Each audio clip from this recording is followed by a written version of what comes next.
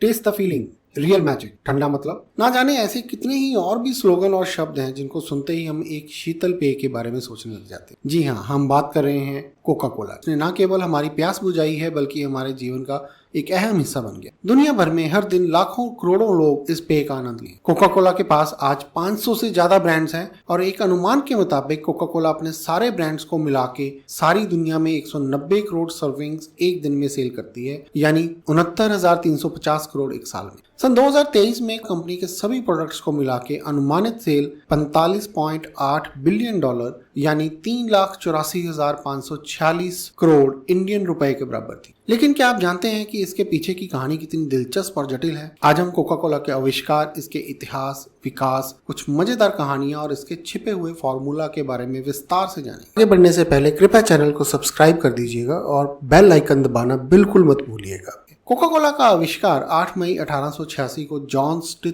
Pemberton द्वारा किया गया था। पेम्बरटन, जो कि एक अमेरिकी फार्मासिस्ट थे जो अटलांटा जॉर्जिया में रहते थे। पेम्बरटन को उस समय के लोकप्रिय टॉनिक पेय पदार्थों के साथ प्रयोग करने का शौक था। उनका उद्देश्य एक ऐसा पेय पदार्थ बनाना था जो न केवल स्वादिष्ट हो बल्कि औषधीय गुणों से भरपूर भी हो। उन्होंने इसको मूल रूप से एक दवा के रूप में तैयार किया था जो सिरदर्द और अन्य सामान्य बीमारियों को राहत दिला सके। उन्होंने एक सिरप तैयार किया जिसमें कोका की पत्तियां और कोला के बीजों का अर्क मिलाया गया। यह पेय उस समय के औषधीय टॉनिक के रूप में बेचा जाता। प्रारंभ में इसे नर्व टॉनिक के रूप में विपणन किया गया जो थकान को दूर करने और ऊर्जा बढ़ाने के लिए था। पेम्बरटन ने इसे पेम्बरटन फ्रेंच वाइन कोका के नाम से बेचना शुरू किया। यह एक अल्कोहलिक ड्रिंक थी जिसमें कोका कोला नट्स और दरमियाना पदार्थ, और इसमें मेन इंग्रेडिएंट था कोका इथाइलिन जो कोकेन और अल्कोहल के मिक्स होने से बनता था। हालांकि जब जॉर्जिया में शराब पर प्रतिबंध लग गया तो पेम्बरटन ने शराब के बिना एक नया संस्करण तैयार किया और अब इसी सिरप को हम कोका कोला के नाम से जानते हैं। और इस सिरप में जब उनके सहायक ने गलती से कार्बोनेटेड पानी मिला दिया तो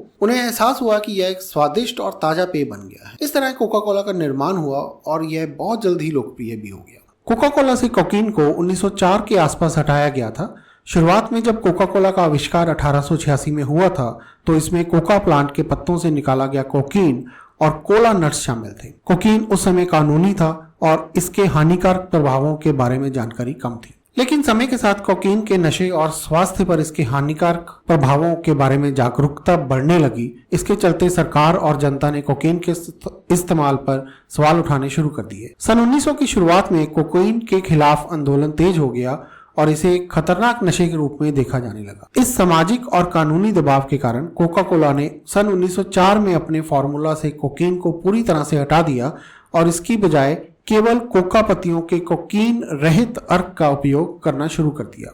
इसके बाद कोका कोला का फॉर्मूला गोपनीयता में रखा गया और समय समय पर छोटे मोटे बदलाव किए गए। कोका कोला का वर्तमान फॉर्मूला सन 1929 के आसपास से स्थिर हो गया जब कोका पत्तियों से कोकीन को पूरी तरह से हटाने की तकनीक विकसित की गई। यह फार्मूला आज भी उपयोग में है और इसे दुनिया के सबसे बड़े व्यापार रहस्यों में से एक माना जाता है। इसे कंपनी ने हमेशा गोपनीय रखा है और इसे मूल सूत्र या 7 ऑक्स फार्मूला के नाम से भी जाना जाता है। इस फार्मूला की जानकारी रखने वाले लोग कंपनी के शीर्ष स्तर पर होते हैं और इसे सार्वजनिक करने पर कानूनी प्रतिबंध है। कंपनी ने फार्मूला की सुरक्षा के लिए कई उपाय किए हैं। इसका फार्मूला एक सुरक्षित तिजोरी में रखा गया है और इसे प्राप्त करना लगभग असंभव है। इस फार्मूला के साथ जुड़े कई मिथक और कहानियां भी प्रचलित हैं जो इसे और रोमांचक बनाती हैं। तो अगर आप इसके बारे में भी अलग से वीडियो चाहते हैं तो कमेंट्स में जरूर लिखें। शुरुआती दिनों में कोका कोला को सीधे ग्राहकों को सर्व करने के लिए फार्मेसियों में रखे गए सोडा फाउंटेन का उपयोग किया जाता था। सोडा फाउंटेन उस समय एक आम उपकरण था जहां कार्बोनेटेड पानी के साथ सिरप मिलाकर ठंडा पेय तैयार किया जाता था। कोका कोला के पैकेजिंग की बात करें तो उस समय इसे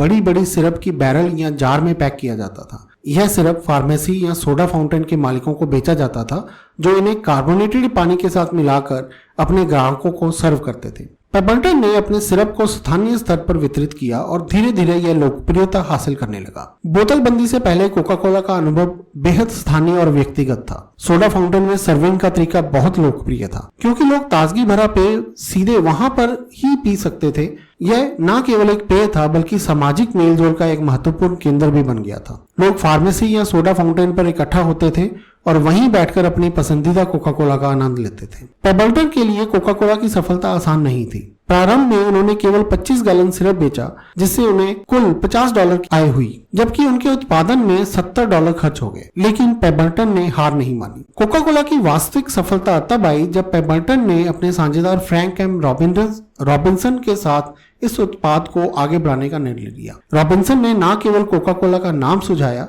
बल्कि इस ब्रांड को एक पहचान देने के लिए इसके लोगों को हाथ से लिखा गया। रॉबिन्सन ने कोका लीफ से कोका शब्द लिया और कोला नट्स से कोला शब्द का इस्तेमाल किया, पर उन्होंने कोला के के की बजाय सी का उपयोग किया।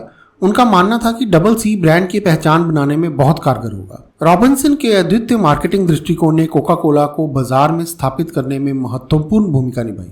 उन्होंने एक ब्रांड की पहचान बनाई जो आज भी प्रतिष्ठित है। जॉन पेबरटन की मृत्यु के बाद कोका कोला के अधिकार एसा ग्रिम्स कैंडलर को बेच दिए गए। कैंडलर एक व्यापारी थे और उन्होंने कोका कोला को एक छोटे व्यापार से एक बड़े उद्योग में बदलने का कार्य किया। कैंडलर ने कोका कोला की व्यापक विज्ञापन रणनीति पर ध्यान केंद्रित किया। उन्होंने कोका कोला की प्रचार सामग्री को जनता तक पहुंचाने के लिए पोस्टर, बैनर और अन्य प्रचार साधनों का उपयोग किया। कैंडलर के प्रयासों से ही कोका कोला ने अमेरिका के हर कोने में पहचान बना ली। सन 1894 में मिसिसिपी के जोसेफ बिडनहार ने पहली बार कोका कोला को बोतलों में पैक किया। इसके बाद 1899 में कोका कोला के फ्रेंचाइजिंग मॉडल के तहत बोतलबंद उत्पादन शुरू किया गया। इससे कोका कोला की पहुंच और भी बढ़ गई। कोका कोला का वैश्विक विस्तार 20वीं सदी के मध्य में हुआ। द्वितीय विश्व युद्ध के दौरान कोका कोला को अमेरिकी सैनिकों के लिए विशेष रूप से तैयार किया गया और दुनिया भर में भेजा गया। उसने कोका कोला को एक वैश्विक पहचान दी। युद्ध के दौरान कोका कोला को योद्धाओं का पेय कहा गया। 1940 और 1950 के दशक में कोका कोला के ग्लास बोतलों की बजाय एल्युमिनियम कैन और प्लास्टिक बोतलों का उत्पादन शुरू किया, जिससे इसकी उपभोक्ता पहुंच और भी बढ़ गई। यह वह समय था जब कोका कोला ने न केवल अमेरिका में बल्कि दुनिया भर में अपनी पहचान बनाई। कोका कोला एक ऐसा ब्रांड है जिसे हम सभी ने किसी न किसी रूप में देखा, सुना या अनुभव किया है। इस ब्रांड ने न केवल एक पेय के रूप में बल्कि एक सांस्कृतिक प्रतीक के रूप में भी अपनी पहचान बनाई है। यह संभव हुआ है इसके अद्वितीय और प्रभावी मार्केटिंग अभियानों के कारण। 20वीं सदी के शुरुआती दौर में कोका कोला ने अपने ब्रांड को प्रचारित करने के लिए विभिन्न प्रिंट विज्ञापनों का सहारा लिया। उस समय डिलीशियस एंड रिफ्रेशिंग जैसे स्लोगन्स का उपयोग किया गया, जिसने लोगों को इस पेय के स्वाद और ताजगी की ओर आकर्षित किया। कोका कोला के लोगों को लाल और सफेद रंगों में प्रस्तुत किया गया, जो आज भी उसकी पहचान है। 1930 के दशक में कोका कोला ने क्रिसमस के अवसर पर सांता क्लॉज के चित्रण को अपने विज्ञापनों में शामिल किया। हेडन सनब्लॉम नामक कलाकार ने सांता को एक मोटे, हंसमुख और लाल सफेद कपड़े पहने व्यक्ति के रूप में चित्रित किया, जो आज भी सांता की सामान्य छवि मानी जाती है। यह अभियान कोका कोला के सबसे प्रसिद्ध और स्थायी अभियानों में से एक है। 1971 में कोका कोला ने I would like to buy the world a Coke गीत के साथ एक विज्ञापन लॉन्च किया, जिसमें विभिन्न नस्लों और संस्कृतियों के लोग एक साथ खड़े होकर एकता और शांति का संदेश दे रहे थे। यह विज्ञापन न केवल कोका कोला की ब्रांड छवि को मजबूत करने में सफल हुआ, बल्कि यह विज्ञापन आज भी एक कालजयी क्लासिक टाइमलेस फॉरएवर के रूप में याद किया जाता है। इसी तरह सन 2016 में कोका कोला ने टेस्ट द फीलिंग अभियान की शुरुआत की, जिसमें कोका कोला के अनुभव और भावनाओं को केंद्र में रखा गया। इस अभियान में विभिन्न भावनाओं और जीवन में खास पलों को दर्शाया गया, जिन्हें कोका कोला के साथ और भी खास बनाया जा सके। और फिर आया रियल मैजिक। सन 2021 में कोका कोला ने रियल मैजिक अभियान लॉन्च किया, जिसमें इसने ब्रांड को फिर से जीवंत करने और लोगों को उनकी असली भावनाओं के करीब लाने की कोशिश की। इस अभियान में लोगों को दिखाया गया कि कैसे कोका कोला की एक साधारण बोतल भी जादू पैदा कर सकती है। कोका कोला के विज्ञापन और मार्केटिंग अभियान हमेशा की तरह से ही उसके ब्रांड को नई पहचान और ऊंचाइयों तक ले जाने में सहायक रहे हैं, चाहे वह शुरुआती प्रिंट विज्ञापन हो, सांता क्लॉज की छवि हो या फिर आधुनिक डिजिटल अभियानों की बात हो। कोका कोला ने हमेशा नए नए तरीके खोजे हैं अपने उपभोक्ताओं के साथ जुड़ने के लिए। पर ऐसा नहीं है कि कोका कोला को कभी मुश्किलों का सामना ही नहीं करना पड़ा। अगर इसके बारे में बात करें,